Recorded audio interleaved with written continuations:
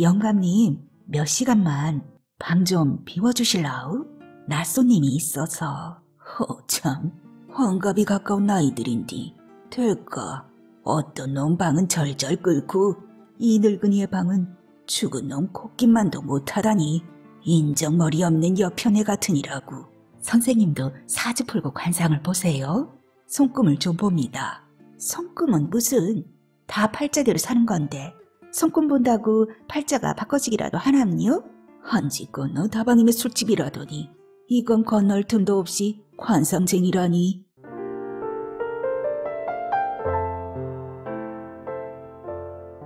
너무 아름다운 세상. 곽의진.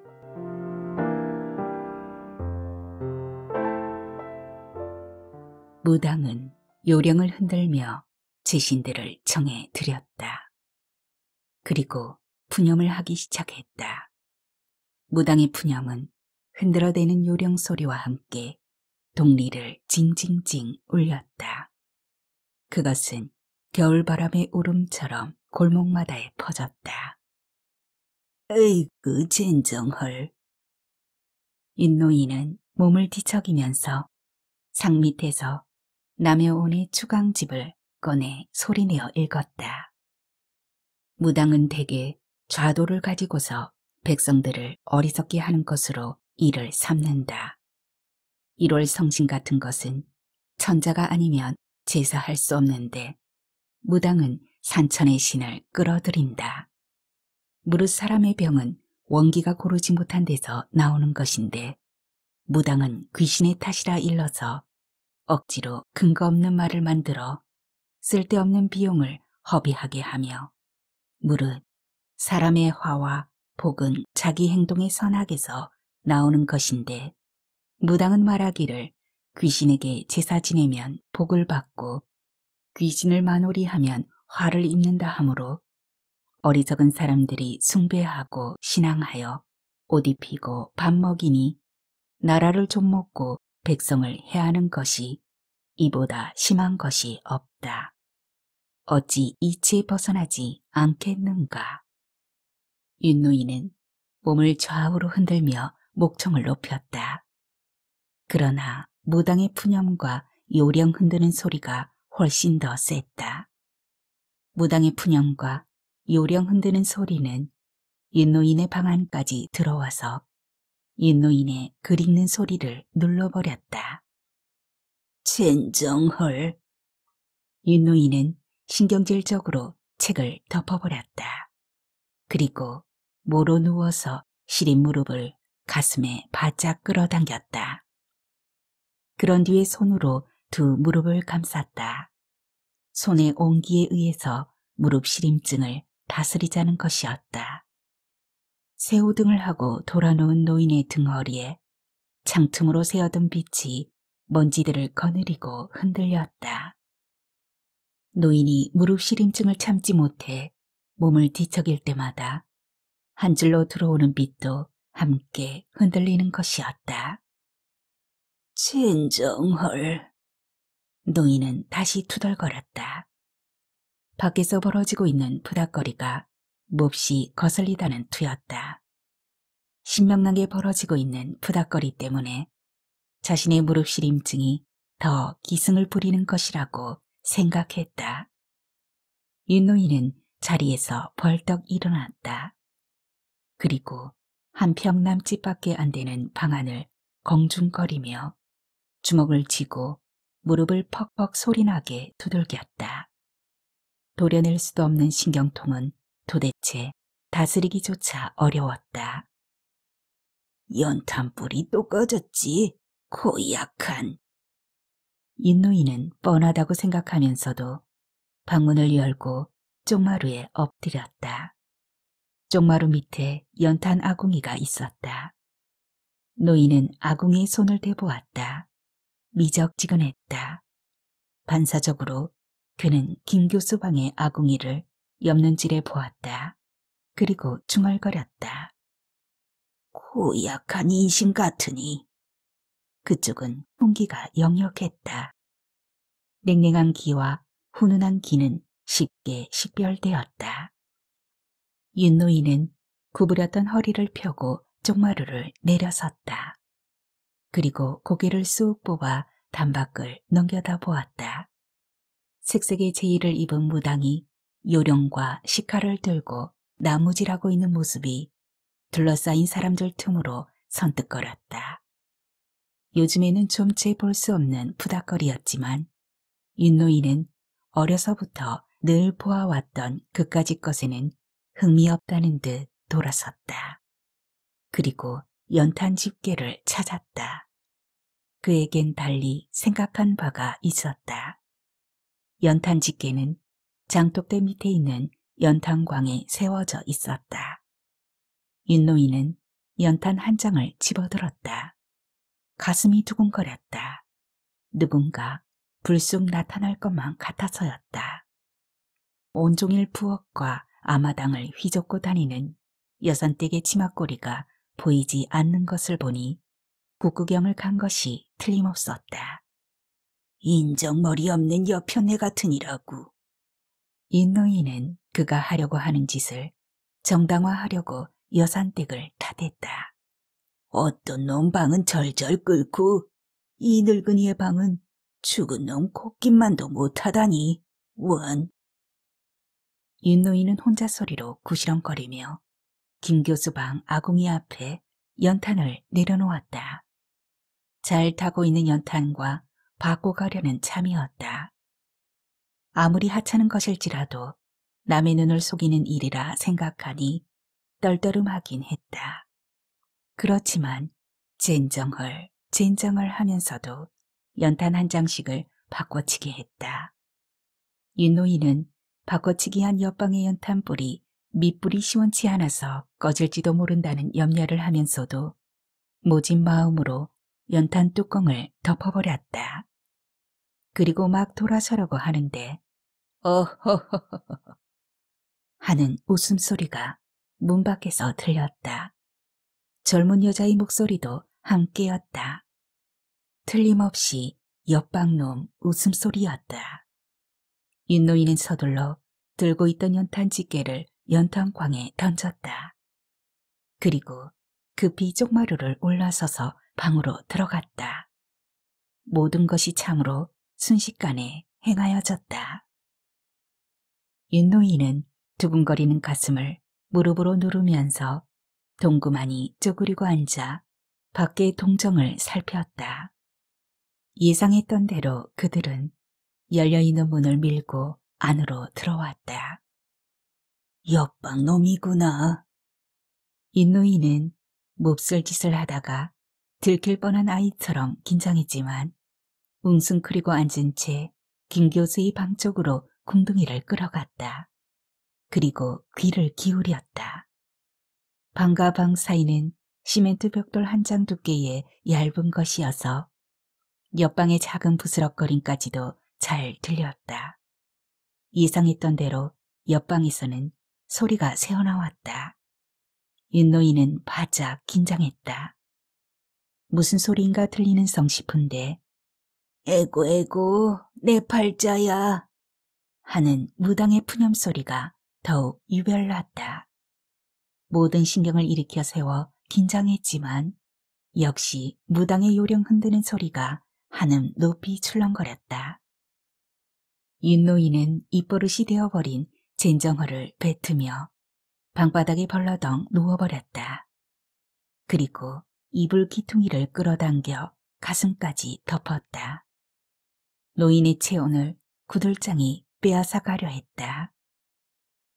저놈이 오기 전까지는 그런 대로 괜찮았는데.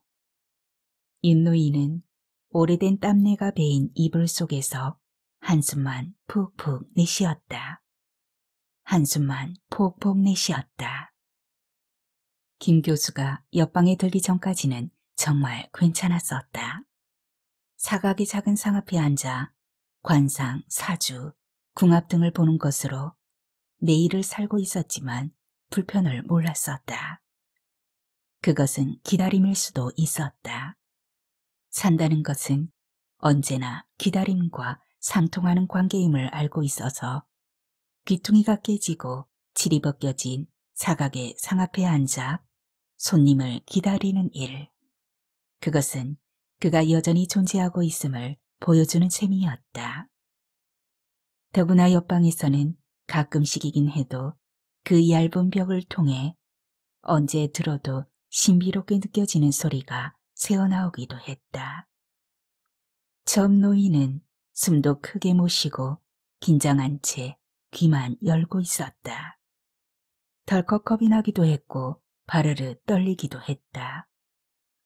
모든 성세포가 살아서 꿈틀거렸고 놀랍게도 어린아이 것처럼 작아져 버린 배설기가 잠깐일지라도 고추서기까지 했었다.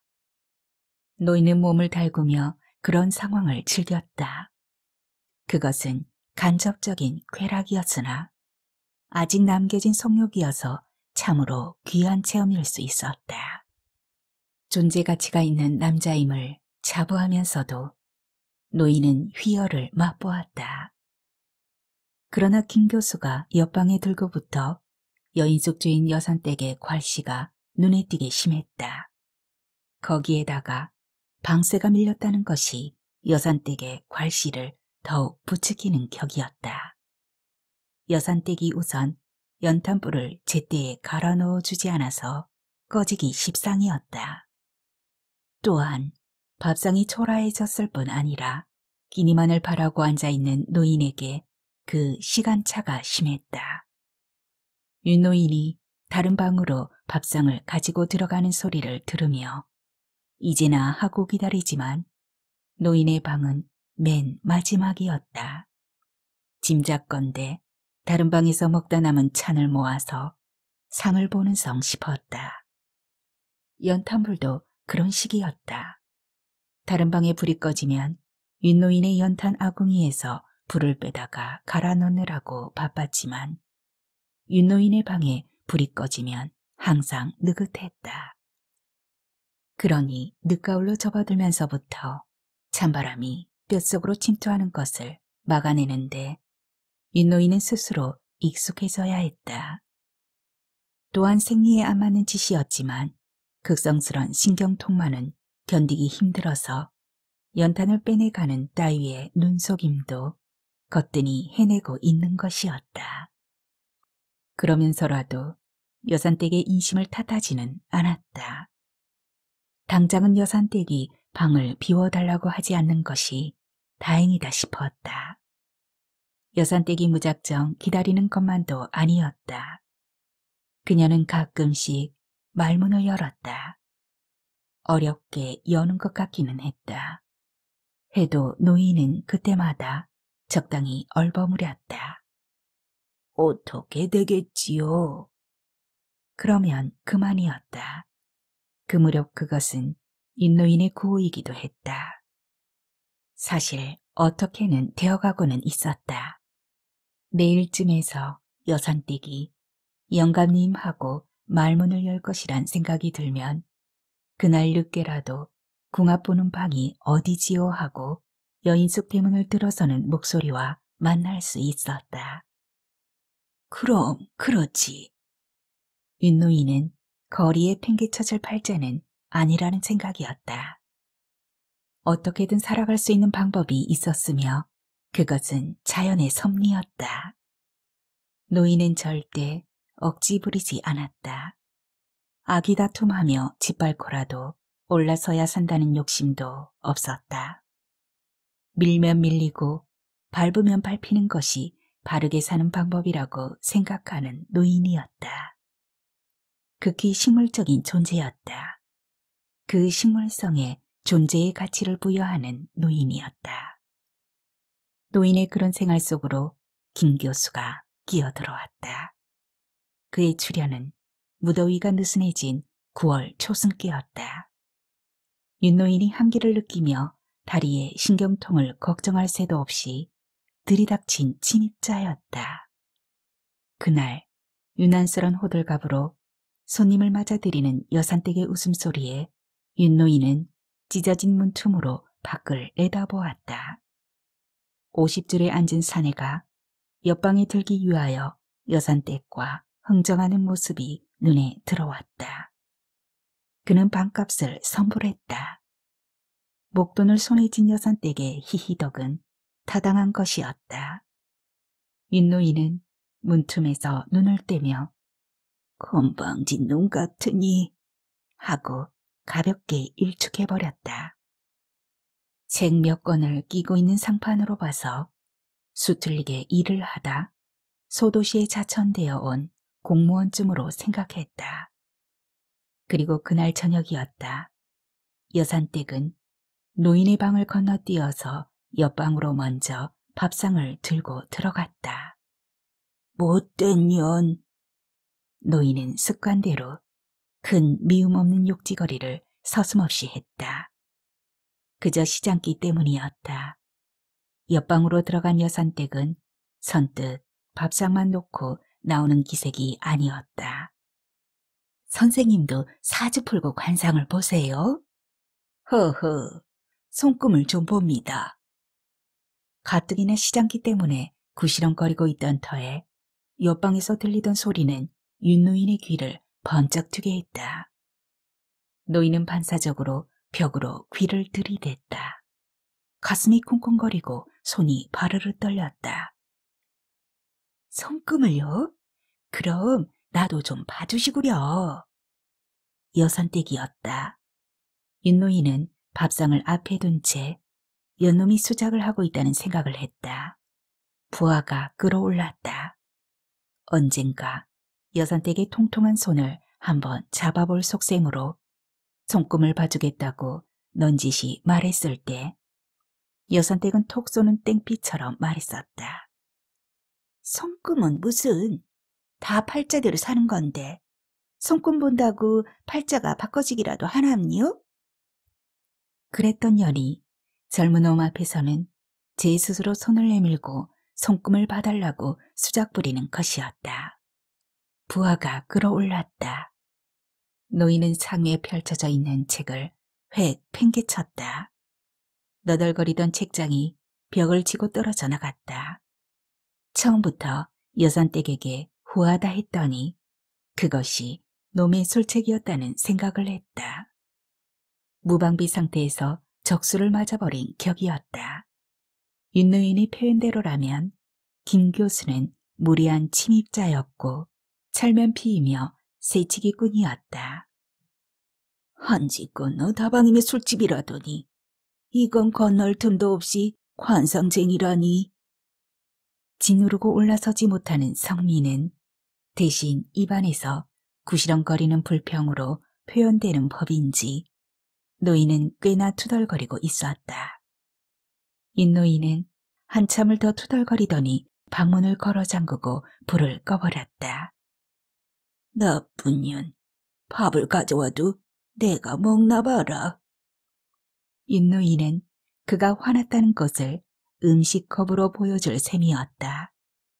그러나 불을 껐다는 것이 잠든 것으로 빌미를 샀는지 여산댁은 끝내 밥상을 들고 오지도 않았다. 그래서 결국 쫄쫄이 굶고 잠들어야 했다. 다음 날부터 윤노인은 김 교수의 동태를 살피는 날이 많아졌다. 윤노인은 관상쟁이 주제에 김 교수가 외출이 잦다는 생각을 했다. 일주일에 서너 번 외출을 했는데 그 시간이 일정했다. 외출 시에는 제법으로 넥타이까지 맸다. 구두도 닦았다. 그래 봐도 볼품은 없었다. 넥타이를 맨 행색이 통통한 강아지의 목에 방울 달린 목띠를 한 것처럼 보였다. 윤노인은 웃었다. 임마, 난 그 나이에 양복 입고 나서면 지나가던 여자들이 돌아보곤 했었다. 그것이 노인의 유일한 자존심이었다. 사실 김 교수가 외모는 윤노인보다 못했다. 윤노인은 한편으로 그렇게 위안하면서도 새우등을 하고 모로 돌아 누워있는 시간이 많아졌다. 그리고 부하가 치밀어 오를 때마다 예사로 욕지거리를 했다. 윤노인에게 어처구니 없이 욕을 먹고 있는 김 교수는 어찌어찌하여 그곳 지방대학으로 밀려난, 말하자면 보따리를 싸서 들고 떠도는 처지였다. 금배지를 단 이사장의 비위를 거슬렀다는 것이 그 이유였다. 김 교수는 사실 이사장의 처사에 무조건 복종하는 교수가 아니라 학생들과 합세하여 불평을 해대는 쪽이었다. 결정적인 동기는 찬조금이라는 명목으로 공공연하게 부정 입학시키는 학생의 숫자가 늘어나는 것을 보다 못해 반기를 든 것이었다. 학교 발전을 위해서라는 명목에 그 많은 부정 입학생 기부금은 모두 어디로 사라지는 겁니까? 우리 학교는 아직 도서실도 변변치 못합니다. 연구자료가 없어서 다른 학교 도서관으로 찾아 나서야 합니다. 그러나 그것보다 더 중요한 것은 그 부정학생 때문에 떨어져 나가야 하는 실력 있는 선의의 학생들을 생각해 봤습니까? 이사장의 양심은 어떤 것입니까? 그렇게 소리치고 밀려났어도 그것이 세상살이라서 흐르는 대로 따라야 하는 자신의 무능을 탓할 수밖에 없는 김 교수였다. 김 교수는 달리 방을 구할 만큼 여유 있는 형편도 아니었고 가족을 두고 혼자 내려온 처지였기 때문에 주인 여자가 깔끔하다는 소문과 학교에서 가깝다는 이점으로 하여 그 여인숙의 거처를 정한 것이었다. 그리고 재미로 손금 보는 법을 익혀 가까운 사람들이나 제자들의 손금을 봐주기도 했었는데 그것이 윤노인으로 하여 관상쟁이라고 생각해버리게 한 원인이었다. 더욱 여산댁은 김 교수를 찾아오는 손님들을 친절히 안내하였는데 그것도 그의 손님을 빼돌리는 것이라고 짐작해버렸다. 일이 이쯤이면 윤노인은 혼자서 맹목적인 착각을 하고 있는 셈이었다. 넌 뭐냐 하고 까디집어 물어보지도 못하는 윤노인이었다. 윤노인은 절망이라기보다는 어떤 외로움으로 바사삭한 가을 낙엽처럼 후 불면 사그라질 듯이 힘이 없어 보였다. 정강이에서 일어나는 허연 비늘은 그 어느 때보다도 더 많아지고 있었다. 노인은 외로움의 찌꺼기를 덜어내듯이 창틈으로 새어드는 수많은 빛의 미립자들을 모아 그 빛 가운데에 정강이를 내놓고 손톱으로 비늘을 긁었다. 늙은이가 털어내는 사는 동안에 격효로 쌓였던 연륜의 먼지였다. 계십니까? 옆방의 김 교수는 외출했고 인노인은 그의 방으로 쏟아지는 날카로운 빛들을 칠이 벗겨진 상위 위에 고스란히 올려놓고 빗바라기를 하고 있는데 행색이 허름한 중년의 사내가 계십니까 하면서 상위에 올려놓은 빛의 미립자들을 해방 놓아 사라지게 만들고 긴 그림자를 그으며 방문 앞에 서 있었다. 들어오시오.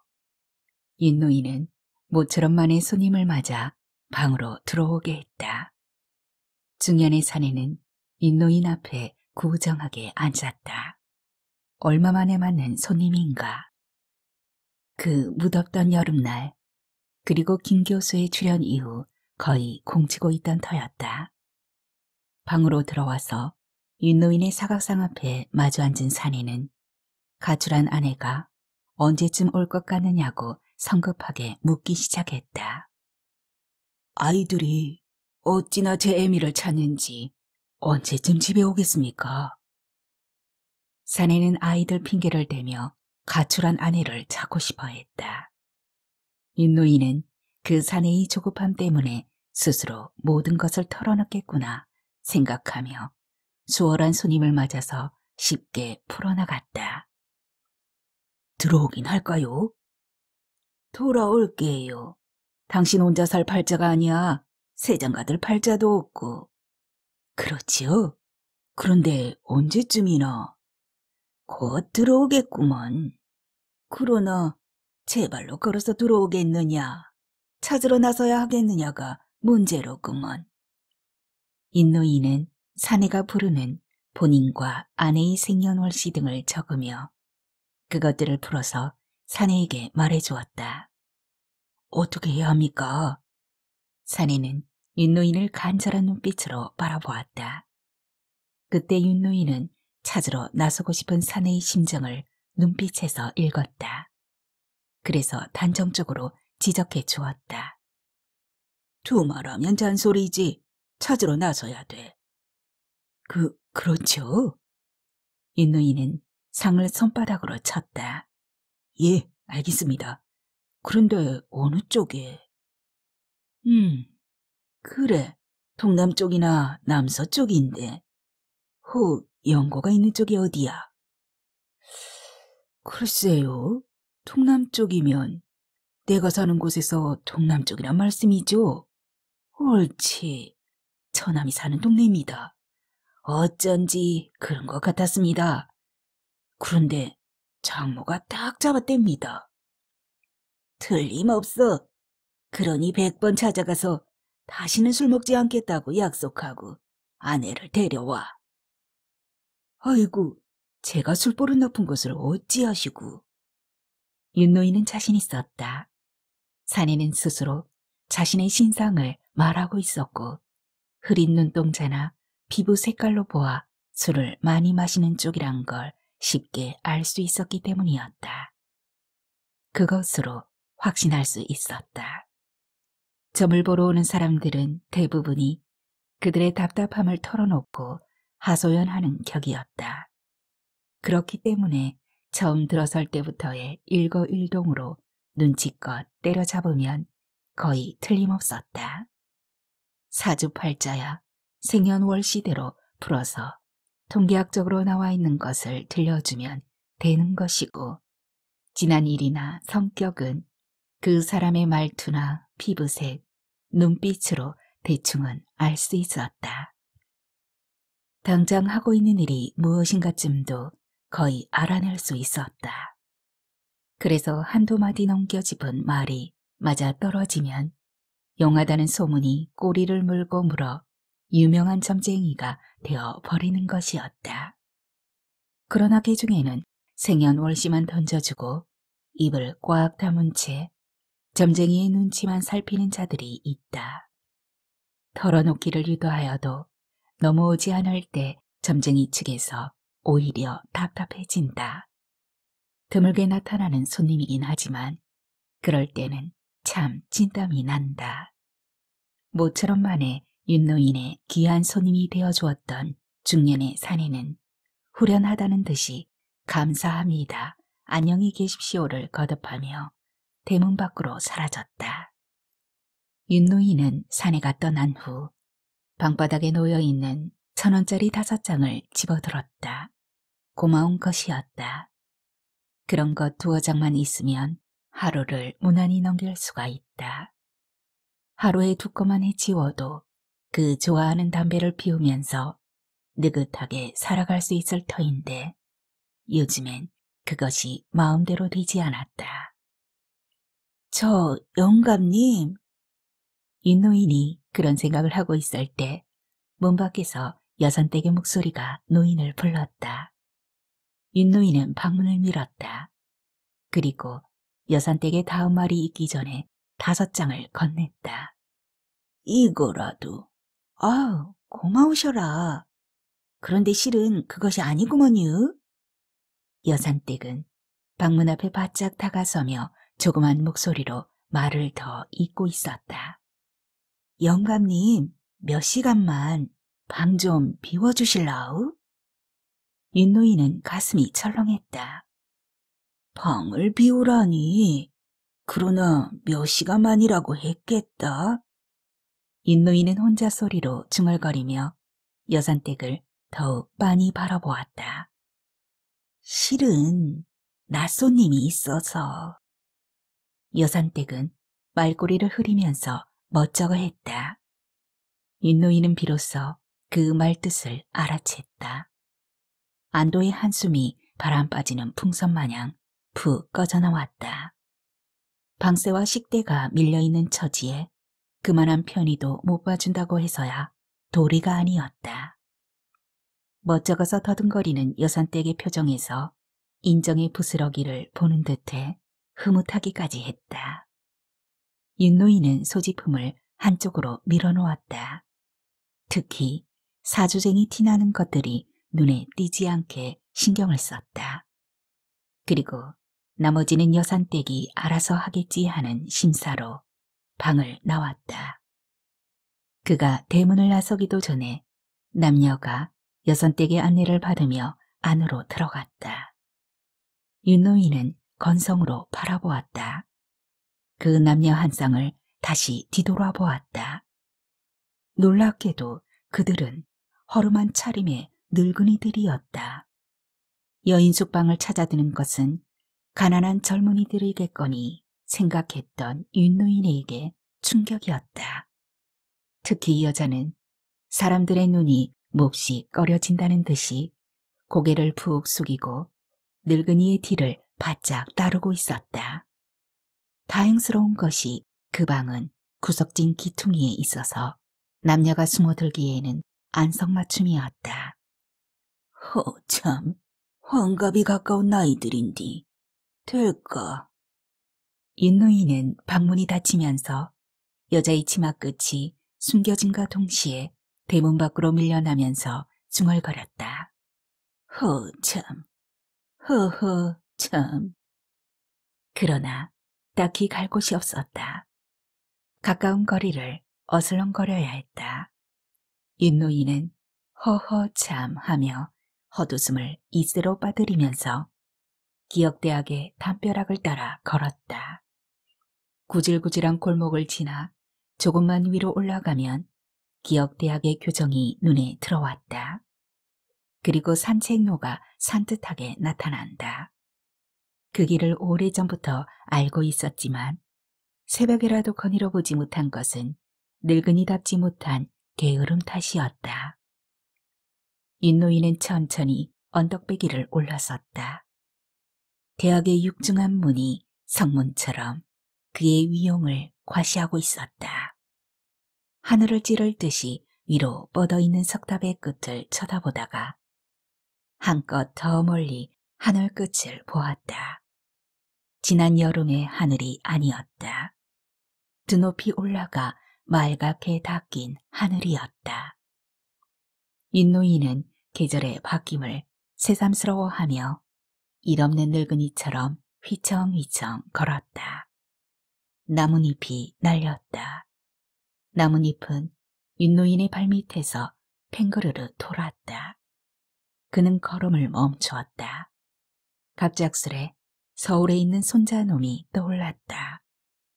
막내인 셋째 손자놈은 윤노인의 다리에 매달리며 할아버지 100원만 하고 꾀지지한 손을 내민다. 손자놈이 100원만 하면서 다리를 붙잡고 도는 것은 염치 없어서 하는 행동일 것이었다. 노인은 불현듯 손자놈이 보고 싶어졌다. 녀석의 손에 동전 한 입 쥐어주고 뽀뽀를 청하며 껴안고 싶었다. 아들 내외는 어찌 지내나? 윤노인은 벼뜨는 담벽에 몸을 기대며 서울 쪽 하늘을 막연히 바라보았다. 애비 잘못 만나 가난해서 헤어나지 못하는 아들 내외를 생각하면 항시 쓸쓸했다. 날품으로 하루를 살아가고 있었지만 그들의 심성은 고왔다. 멀쩡한 살림살이에도 양로원으로 밀려나는 늙은이들이 많았다. 특히 소외감으로 자살하는 늙은이들도 늘어나고 있는 때에 가난하지만 깍듯이 대하는 아들 내외의 착한 심성은 고맙기조차 했었다. 노인은 그들의 짐을 덜어주어야 했다. 2개뿐인 천세방에서 노인에게 하나를 내어주어 큰손자와 한 방을 쓰고 있지만 밑으로 또 2놈은 그들 내외가 데리고 자야 하는 처지였다. 네 가끔 올라오마. 요즘은 소도시에 가야 경치가 더 좋다고 해서 가는 것이니까 절대 다른 생각 말고 아이들이나 잘 키워라. 할아버지 가지 마. 이놈, 내 이놈이 보고 싶을 땐 어쩌누. 아버님, 언제라도 올라오십시오. 막내 손자의 손을 쥐고 있던 윤노인은 눈시울이 시큰해짐을 며느리한테 눈치채지 않게 외면하며 서울을 떠났었다. 그것이 지난 봄이었는데 여름이 지나고 이젠 가을로 접어들었지만 그동안 손자놈 얼굴 한번 떠올려 보지 못한 무심한 할아버지였다. 그러나 윤노인이 서울을 떠나야 했던 이유는 또 하나 있었다. 서울은 포화 상태였다. 무엇이든 넘쳤다. 더욱 그 광고의 물결은 침투력 강한 유행성 독감이어서 점쟁이까지 자기 광고를 하는 판국이었다. 사직동의 김아무개, 봉천동의 누구, 미아리 고개의 누구누구처럼 신문 잡지에 알리며 진을 치는 부류 속에 끼어들 수조차 없는 윤노인이었다. 또한 거기에 스포츠 신문마다 실리는 오늘의 운세라는 것과 컴퓨터점이라는 것 때문에 재미로 심심찮게 찾아들던 젊은이들까지 손님으로서 읽고 보니 서울에서는 사주 관상쟁이 해먹기 틀렸다 싶었다. 떠나야 했다. 서울은 거대하게 부풀려져 버린 도시였고 윤노인에게는 그 거대한 서울이 힘에 부쳤다. 뛰는 놈 투성이의 서울에서 기어다니는 윤노인은 발길의 책이 일수였다. 채어서 밀리고 밀리다 보니 서울을 벗어나 있었다. 스스로 밀려난 것이었다. 목소리가 커서 쫓겨난 김 교수와는 또 다른 상황이었다. 호호, 손금, 내 잘 보지. 윤노인은 번뜩 정신이 났다. 하늘바라기 하던 윤노인의 귀에 들리는 목소리는 듣던 것이었다. 허허허 하는 웃음소리도 귀에 익었다. 노인은 소리나는 쪽을 바라보았다. 짐작대로 옆방놈이었다. 그는 아랫동리로 내려가고 있었다. 그 옆에 여학생이 치잘거리며 따라가고 있었다. 윤노인은 또 심술이 났다. 놈만 생각하면 우라가 치밀었다. 윤노인은 김 교수 일행이 여인숙으로 들어가는 것을 보면서 보다 더 천천히 걸었다. 윤노인의 방으로 들어간 늙은 한 쌍이 나오지 않았을지도 모를 일이어서 더욱 늑장을 부렸다. 아유, 영감님, 어디까지 갔다 오세요?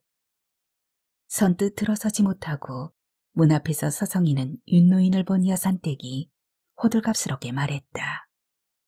건게요? 윤노인은 턱으로 방문을 가리켰다. 그럼요. 잠깐이에요. 늙어서 기운이나 썼겠어요. 허허, 여산댁도 못하는 말이 없군. 윤노인은 사실 그 한 쌍은 주물럭거리거나 만지거나 하다가 갔을 것이라고 생각했다. 그러니 다시 헛웃음이 허허허 나왔다. 그런데요, 영감님, 멀리 가지 마세요. 방금 궁합을 볼 손님이 왔다 갔는데. 그래? 이거 낭패인데, 젠정헐. 윤노인은 아쉬운 판에 한 건 놓쳤다고 생각하니 아까웠다. 그래서 젠정헐 하고 구시렁거리며 방으로 들어갔다. 어느새 방은 말끔히 치워져 있었다. 여선댁의 바지런함이었다. 그녀는 성깔대로 깔끔하기는 했다. 쉬지 않고 쓸고 닦고 빨아댔다. 언젠가 윤노인이 쉬어가면서 하라고 했을 때 쉬면 잡념이 생겨서 안 돼요. 따년한테 가버린 남편 생각 떨쳐버리기 위해서라도 편하면 안 돼요.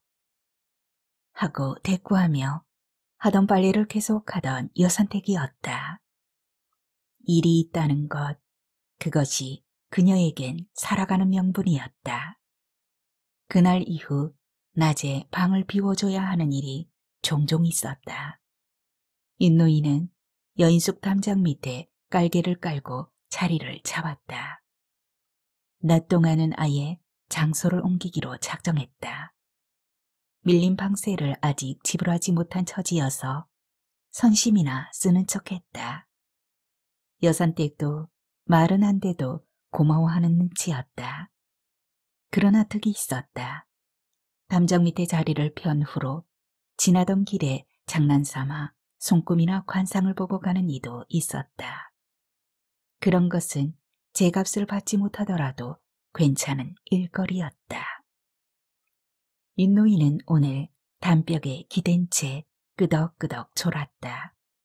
아침 저녁으로는 썰렁해도 한낮의 가을 햇살은 찡했다. 그것은 곡식을 연글게 하는 따뜻한 햇살이었다. 그 햇살은 노인의 몸을 말리는 것 같았다.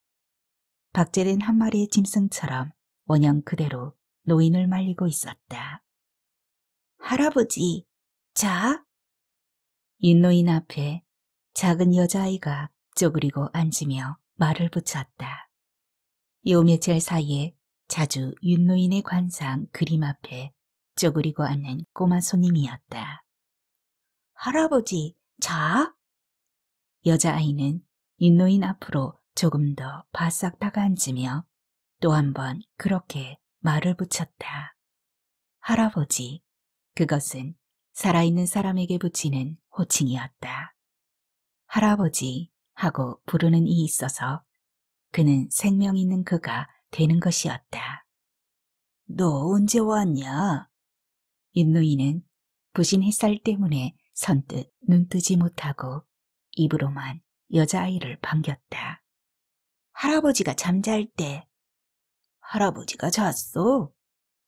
아이는 노인이 가느다랗게 눈뜨는 것을 보더니 고개를 끄덕여서 대답을 대신했다.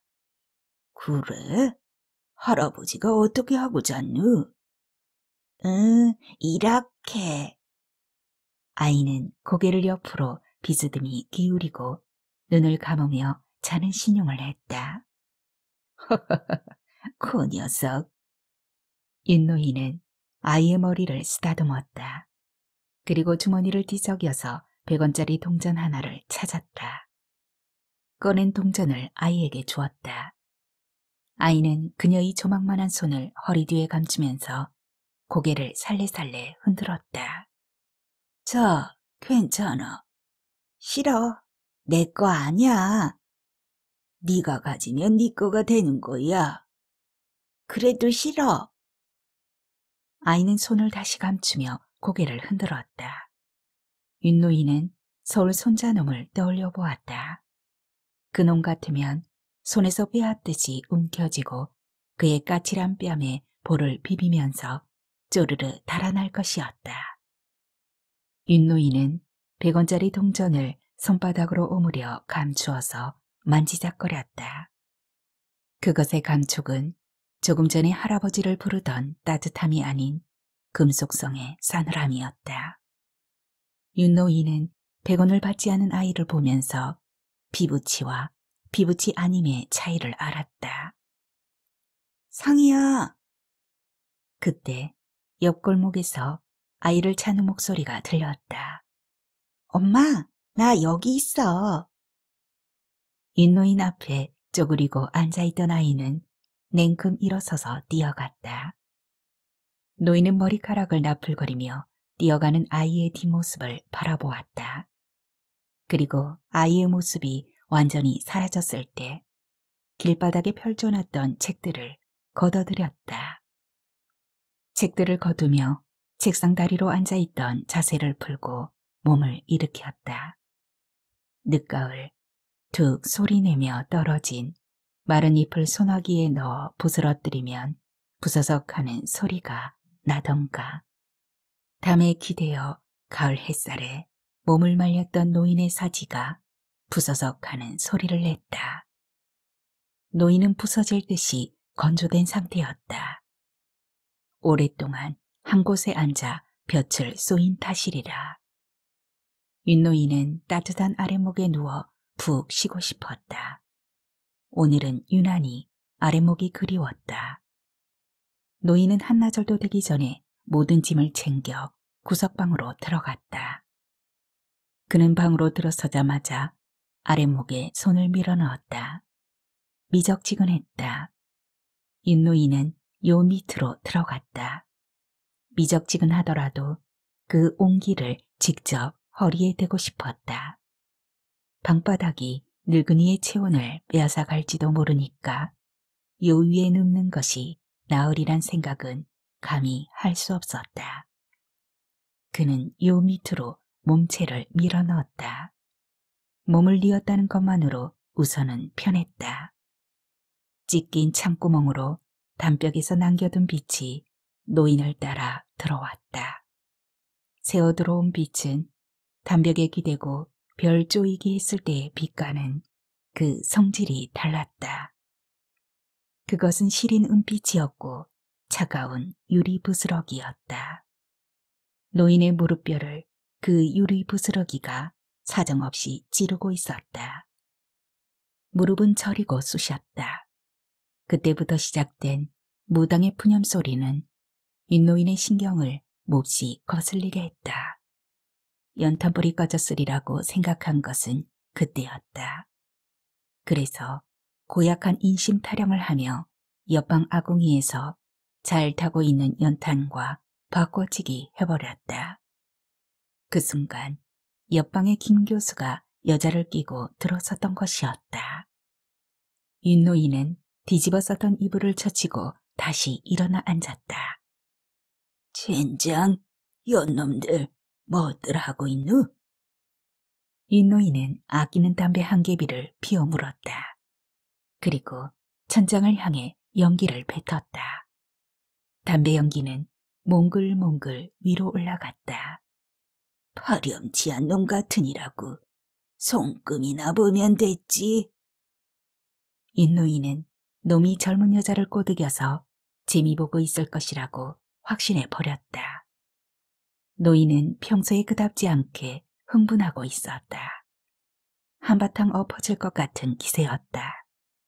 그런대로 아랫목만 따끈했으면 시린 무릎이며 허리를 쉬게 할 참이었는데 꺼트린 연탄불의 야박함이 노인의 신경통을 부추기고 부하를 돋았다. 옆집에서 계속되는 신호른 무당의 나무질까지도 합세하여. 안녕히 계세요.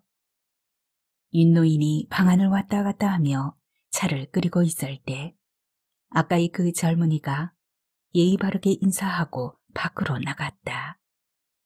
윤노인은 젊은 여자가 밖으로 나가는 기척을 느끼자 방문을 발길로 걷어차고 내친 걸음으로 김 교수의 방문을 성급하게 열어 젖들였다. 그리고 놈이 그의 영역으로 무단 침입했던 것을 복수라도 하듯이 김 교수의 방으로 성큼 들어섰다. 이놈, 뭐 할 짓이 없어서 이 짓이야? 어디서 굴러먹던 놈이길래 이렇게 무례한 행동을 하는 게야? 윤노인은 방문을 가로막고 서서 소리쳤다. 안중뱅이 책상 앞에서 책장을 넘기던 김 교수는 느닷없이 나타나서 소리 지르는 노인을 보며 어안이 벙벙했다. 뭘 쳐다봐? 경우가 안 그래? 이건 파렴치한 짓이라고. 아니, 왜 이러십니까? 몰라서 묻는 게야? 누구십니까? 나? 나는 바로 옆방에 사는 사람이 왜다. 벽을 사이에 두고 이럴 수는 없는 게야. 무슨 영문인지 모르겠지만 옆방에 사시는 분이라면 이거 인사도 못 드리고 정말 죄송합니다. 죄송? 죄송하기도 하겠지. 1년 전부터 터잡고 있는 관상쟁이 옆으로 와서 손님을 가로챘으니 죄송할 수밖에. 그러나 이럴 수는 없는 게야. 무엇일지라도 선우가 있고 질서가 있으니까. 아, 고정하십시오. 뭔가 잘못 알고 계신 것 같습니다. 잘못 알기는 이놈 봐라. 윤노인은 김 교수를 몰아붙였다. 그동안 참았던 것들을 한꺼번에 터뜨리는 셈이었다. 그러나 김 교수는 여유 있게 다스리는 자세였다. 영문도 모르는 일에 같이 빗대 세우며 왈가왈부할 김 교수가 아니었다. 윤노인 혼자의 일방적인 떼거지였다. 국구경 갔던 여산댁이 들어왔다. 갑작스럽게 큰소리 나는 곳이 그녀의 집이라는 것을 알고 허겁지겁 뛰어들어왔다. 아니 영감님, 왜 이러세요? 가만히 앉아있는 김 교수에게 무례한 언동을 하는 윤노인을 보자 여산댁은 즐겁을 했다. 이놈은 무례하니야. 줄 서 있는 옆구리를 쑤셔 물고 들어선 새치기꾼이야. 윤노인은 이번에 여산댁을 향해 소리 지르며 사태질까지 했다. 노인의 격한 태도에 여산댁도 멍하니 쳐다보고 있었다. 김 교수로서는 정말 어이가 없었지만 고정하십시오 하며 처음의 자세를 조금도 흐트러뜨리지 않았다. 상황으로 봐서 어쩌면 노인이 오해를 하고 있다는 생각을 했으므로 안타깝기조차 했다. 인노인의 기세는 조금씩 수그러들었다. 그도 그럴 것이 맞장구 치지 않는 싱거운 짓거리였기 때문이었다.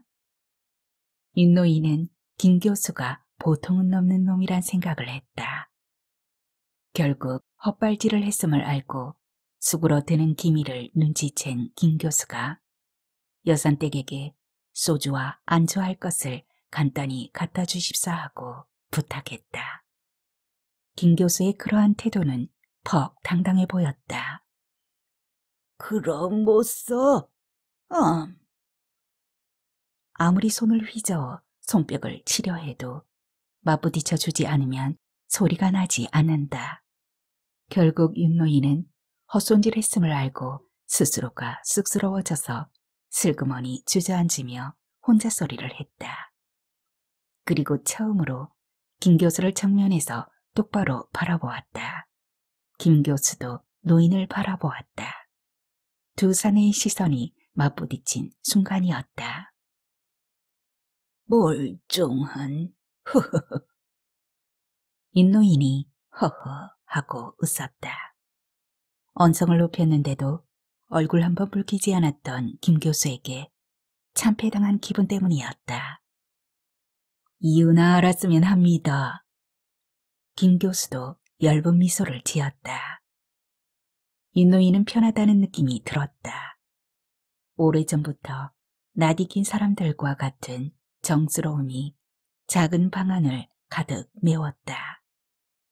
또한 김 교수의 조용한 미소는 언성을 높였던 윤노인을 압도하고 있었다. 그때 여산댁이 소주 한 병과 멸치볶음, 고구마 줄기 무침 등을 소반 위에 올려 방으로 디밀었다. 저놈의 멸치볶음, 도대체 씹히지도 않는 멸치볶음이라니. 국물이 있어야지. 윤노인은 술안주의 형편없음을 탓했다. 끼니 때마다 손도 가지 않는 멸치볶음에 질려 있었다.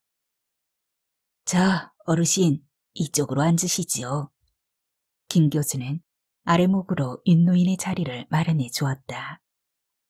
한 잔 올리겠습니다. 진작에 인사드려야 할 것을 너무 늦었습니다. 저는 김동민이라고 합니다. 나 윤재득이요. 어르신네께서는 관상을 보신다고요? 반갑습니다. 저도 관상학에 관심이 많은 사람입니다. 앞으로 가르침을 좀 받아야겠습니다. 김 교수는 윤노인의 잔에 술이 넘치도록 따랐다. 오라, 아까운 술을. 윤노인은 넘쳐 흐르는 술잔에 입술을 대고 한 모금 홀짝 했다. 어르신께서는 약주를 즐기시는군요. 허허, 술 좋지. 사내들 감정은 그저 술 한 잔으로 풀어버릴 수 있어.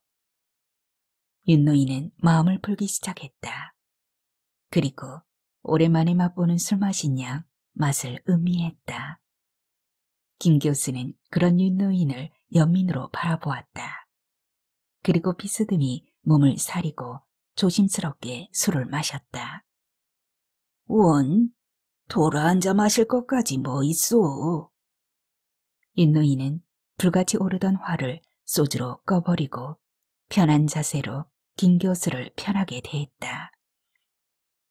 어르신께서 뭔가 잘못 알고 계십니다. 실은 제가 관상 보는 것이 아니라. 김 교수가 윤노인에게 술잔을 몇 번 권하고 난 후 자신의 신분을 밝히려는 참이었다. 그럼 손끝만 보시오? 됐어. 그런 건 상관하지 맙시다. 어차피 한 지붕 밑에 기거하며 밥 빌어먹는 처지 아니겠소. 내가 잠깐 욕심 부렸던 것 사과하리다. 우리 서로 상부상조하여 이 겨울이나 납시다. 윤노인은 어느새 으흐흐 하고 웃음을 터뜨림으로써 김 교수에게 손님을 뺏긴다 해도 상관없다는 투였다. 어떻게든 되겠죠. 윤노인은 어떻게든 될 겁니다. 살아있으면 어떻게든 돼 가는 겁니다. 하며 연방 술잔을 비웠다. 김 교수는 윤노인을 측은하게 바라보았다. 그리고 재미삼아 가까운 사람 손금 몇 번 봐준 것이 하루 벌어 하루 사는 윤노인을 서글프게 했다고 생각하니 쓸쓸했다. 김 교수는 잔을 받은 윤노인의 손을 사죄하는 양 꼭 쥐고 술을 따랐다. 응, 그래. 잘해보자구, 김씨. 어떻게든 될 게야. 아직 젊은 사람이 오죽하면 처자를 버리고 이곳으로 밀려왔겠남. 저 어르신, 살아있으면 어떻게든 되는 법이요. 나랑 이 겨울만 나보자구. 김 교수가 관상쟁이가 아님을 알리려고 할 때마다 윤노인은 너덜 웃음을 웃으며 그것을 막았다. 김 교수는 가슴이 저렸다. 그의 웃음소리는 차라리 외로운 늙은이의 울음소리로 들렸다. 김 교수는 결국 그 자신이 학생들을 가르치는 선생이라고 알려주어서 노인을 안심시키려다가 그만두어 버렸다. 어차피 윤노인은 화를 사귄 후였고 상부상조하자며 체념한 후인데 새삼 밝힐 필요까지 없을성 싶었다. 그리고 늙음하게 경쟁자가 있다는 것이 도리어 활력소가 될지도 모른다는 생각이 들어서였다. 어르신, 그럼 잘해봅시다. 그려? 그러나 제안 하나 할까? 뭡니까? 우리 동업으로 할까? 분담해서 말이요. 일테면 손님이 한 명 들어오면 우리가 방에 나란히 앉아있다가 내가 사주를 풀 때 김씨는 관상을 보고 김씨가 손금을 볼 때 나는 족상을 봐주는 게야. 어때? 거참 좋은 생각이십니다. 어느새 두 사람은 취하고 있었다. 그들은 거푸 잔을 비우고 또 채우고 그리고 마실 때마다 쨍강쨍강 부딪히며 마음을 합했다. 김 교수가 윤노인보다 취기가 더 심했다. 김 교수는 젓가락으로 드럼치는 신용을 하며 조 카커의 One Wonderful World를 부르기 시작했다. One Wonderful World, One Wonderful World. 윤노인은 김 교수의 반복된 리듬을 어느새 따라서 흥얼거리고 있었다. 여산댁은 이제 그만들 하시지요 하면서도 그들이 원하는 대로 술을 가져다 주었다. 빈 소주병 3개가 방바닥에 떼구르르 굴렀을 때 두 사람 모두 큰 대자로 각자의 방바닥에 누워 있었다. 그리고 코고는 소리만 요란했다. 두 사람은 서로 한 박자씩 쉬어가며 주거니 받거니 코를 골았다. 여산댁은 어둠이 진한 마루 밑을 더듬어 연탄 아궁이의 공기통을 활짝 열어놓았다. 에그, 코 고는 소리에 구들짝 무너지겠네. 인노인 방에 공기통을 마저 뽑아내면서 여산댁은 중얼거렸다.